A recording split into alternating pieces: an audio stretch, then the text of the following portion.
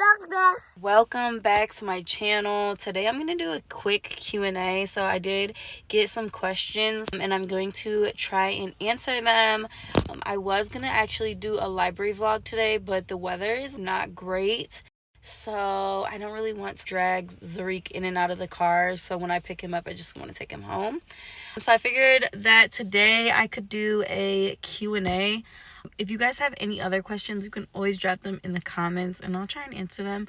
The first question that I got was how old was I, which I still have to edit. I still have to edit my birthday vlog, which is kind of crazy. My birthday was in September. It's obviously day 3 of the Vlogmas.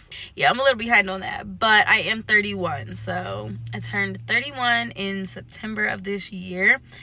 And I don't know, I just had really high expectations for my 30s, and to be honest, it's hitting everyone. It's hitting all my expectations. I'm just at peace. I am wiser. I'm just, I'm just doing what I need to do, and I'm having fun doing it, and I'm at peace, and it really is a great feeling. Another question I got was, do I want to have more kids? Which this question, listen, as a single mom, I hate answering this question. I'm going to answer it one time and I'm never going to answer it again, because I just feel like, do you think I'm going to put myself in this situation again?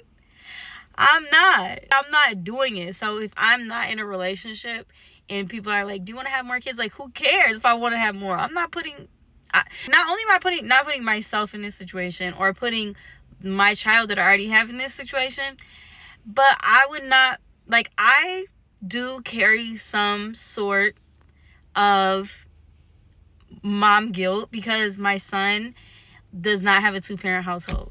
So why would I then have another baby that's not in a 2-parent household? I'm just not going to do it. And if you did it, I'm not judging you. It's just that if you knew better, you would do better. And I know better, so I'm not going to do it. You know what I'm saying? I don't know. I'm sorry. I'm not trying to judge anybody. Anyway, so to answer the question, I also don't like answers because, if I say, oh, I don't want any more kids, and then I have more, they're going to be like, oh, you didn't want me.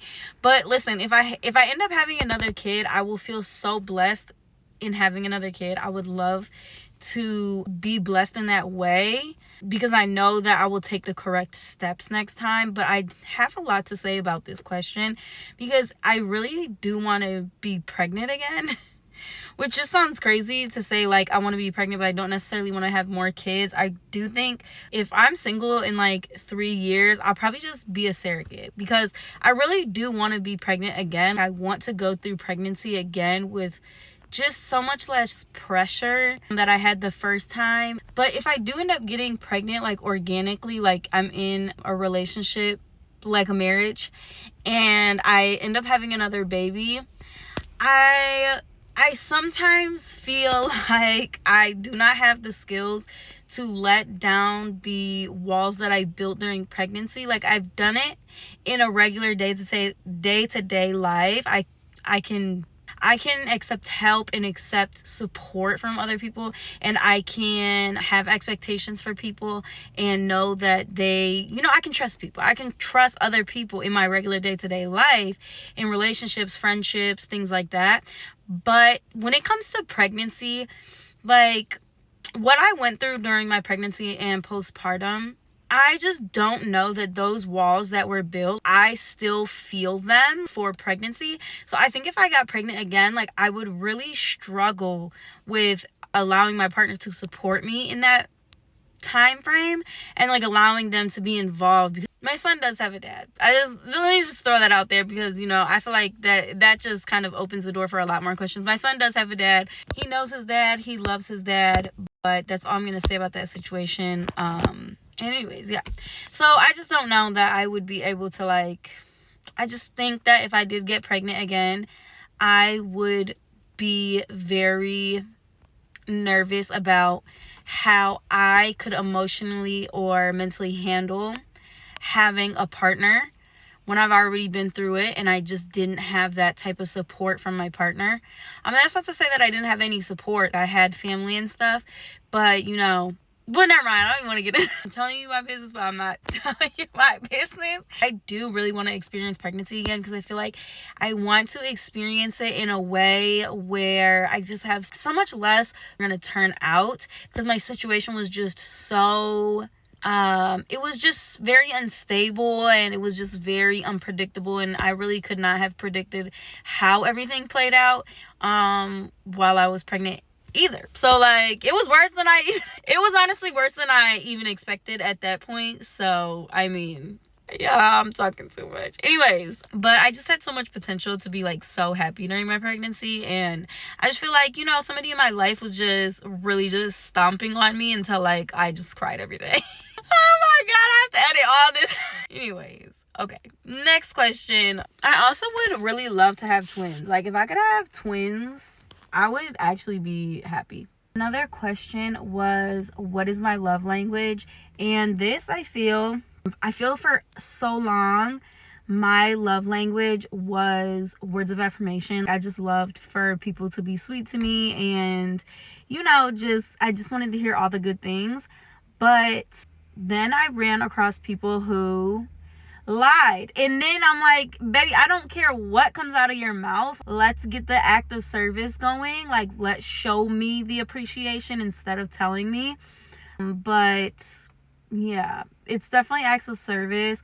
Acts of service is definitely like one of one. Like, I hate 50-50. I don't do 50-50. I do not like 50-50. To me, we're gonna go 100-100. I do not like the whole, I wash the dishes, like, you can dry them. Nobody wants to do that. I like, you know, there's men out there that will be like, oh, I washed the clothes, like, now you can fold them and put them away. That is 10-90, and I have to do 90. No, I don't like that. I personally, if you want to do something for me to make me feel loved, it's like, you have to go all the way. You have to take it off of my plate. I want somebody that will take things off my plate, not 50% of it, the whole thing. Take the whole thing. It's a mental load that I like when somebody takes something off of my mental load, and then I'm able to just like be at peace with that. Like, okay, you did the laundry, cool, that's off my mental load. I don't even have to think about doing the laundry. Now, if you left me to fold and put the clothes away, you didn't take anything off my plate. My plate went from having laundry on it to having laundry on it. It's still there. I don't know. So that's why I just don't personally like 50-50. And I don't give 50-50 either. I'm not going to come and fucking, I don't know. I'm not going to like, I don't even know an example. I'm not going to come and do 50-50 either. If I take you out, it's not like I'm gonna take you out. Well, I don't know, because I was thinking like, I'm not driving. I'm not driving if a man's in the car. Like, I'm not doing it. I'm sorry. There's so many things that I did in relationships in the past. Like, I'm actually not doing that anymore. So when people are like, oh, I know who her exes are or whatever. Not to me personally. I've never had anybody say that to me. But I know that people do say that. And it's like, they're my exes for a reason. Like, you can't really judge me on what I accepted in my past, which I don't accept much. Like, even the people who, like, everybody that I've been with has treated me very well. Every single one of them. Now, have they treated me well forever? No. Everyone's treating me like shit. That's why I left. Like, that's why I left. I don't know. I is that crazy? I don't think so. I honestly think that, like, how are you gonna be mad at me because I leave when people treat me like shit? Like, that, to me, that is like, that's what you're supposed to do. I don't know, y'all. Oh my gosh. Imagine if I didn't edit this video and you guys heard me rambling about the craziest things. But sorry to let you know, this is definitely gonna get edited. So, oh my gosh. Okay, another question was, am I in a relationship? I am not in a relationship. Do I want to be in a relationship? Maybe. Am I in a relationship? No. I'm sorry, I'm playing with y'all at this point. Long story short, I'm not in a relationship. And yeah, that's it. That's all. I'm not in a relationship. I'm single. I'm not single as a Pringle, but I am single. What is a lesson that 2025 taught me? Oh man, this is a hard question because I feel like I learned a lot in 2024. Like, 2024 was a year. Okay, like, I feel like I was beat down, not literally, but metaphorically, in 2023. And then 2024, I was like, I gotta figure this out, and I really did learn so much in 2024. 2025, I have been upgrading my life slowly but surely every single day, like just working towards a better future, or like just a different future. Honestly, little things that I do every day, whether it be homework or reading. Like I started reading, I started reading last year, but I don't know, it's just like the littlest things really do matter. I think there's a book, and I've never read this book, but I think it's about basically like daily habits. There's a study that basically making your bed in the morning can make you more productive throughout the day, which is crazy if you really think about that, because it's such a small thing to just make your bed in the morning, which I do. Zarique's in my bed in the morning when I leave for work, but if I'm not going to work and Zarique is not in my bed, I do make it every morning. But it's just like stuff like that, little day-to-day habits. So I feel like that is really, those type of things can really, really make a difference in in you being productive and things like that. So that, I would say, would probably be the biggest thing that 2025 taught me. What is my toxic trait? My toxic trait, to be so honest, is that I like to be by myself. And yeah, listen, is it a toxic trait to want to be by yourself? No. I just find so much peace in my solitude, and I don't know, I just cannot be around people a lot. I used to be, I have social anxiety. I kind of have overcome that. I don't really have anxiety socially. I just don't like it. I just want to be at home. I want to be at home with my son. I think it's like a safety aspect in some way, where I know that, all right, we're good. We're home. We made it home. We're good. So I don't know. I think that is probably my toxic trait. Dating is really hard for me as a single mom, because I don't want to get a babysitter and leave my kid. I don't want to. I want to be with my kid. I already am not with him while I'm working and stuff. So when it's time for us to do our day-to-day routines and stuff, I want to do it. I'm not like, listen, everybody needs a break from their kids. That does not make you a bad mom or a bad parent. But that is like a quick date night every couple months to me is a break from my kid. I don't have it in me to miss out on time with my son to go on dates and stuff. I just don't have it in me. I don't have the desire to do that. And then also, my mom does help me with my son while I'm at work and stuff. So I don't really feel comfortable asking her to watch my son so I can go on a date or something like that. I don't know. That's just me, I guess. But that's probably my toxic trait, is like I act like I want to be in a relationship, and then when it comes time to be in the relationship, I'm like, actually I just want to stay home instead. So I'm sorry if I did that to you. It was not intentional, but at least I am taking accountability now, and I will reflect and do better in the future. Okay, the last question that I'm going to answer is actually, what am I currently reading? So I'm currently reading Missing Half by Ashley Flowers, which Ashley Flowers is the host of the podcast Crime Junkie. It's a true crime book. I actually haven't started it yet, but I do have it in my bag, so I'm about to start it right now. Might start it tonight, to be honest. The last book I read was called Praise by Sarah Kate. You can look up what it's about and stuff. My book club, I am in a book club now, and it's great because I would have never picked up that book.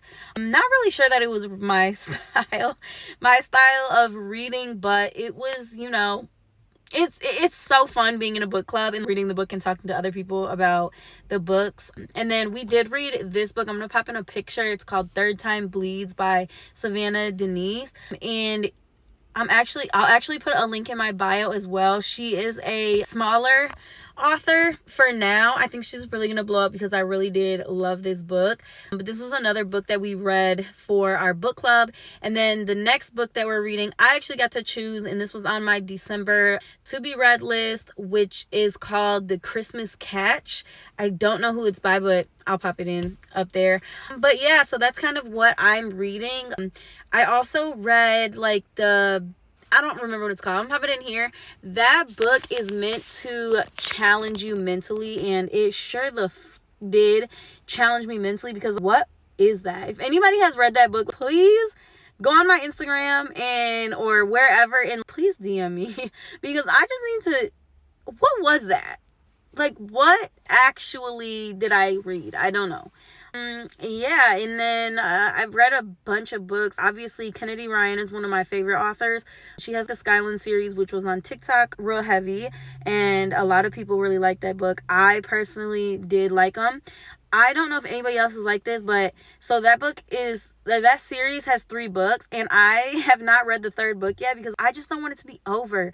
So when things are in series, I know a lot of people will just read them back to back to back, but me personally, I will read one and I'm like, oh, if I love that book, I'm like, oh no, I do not want this to be over.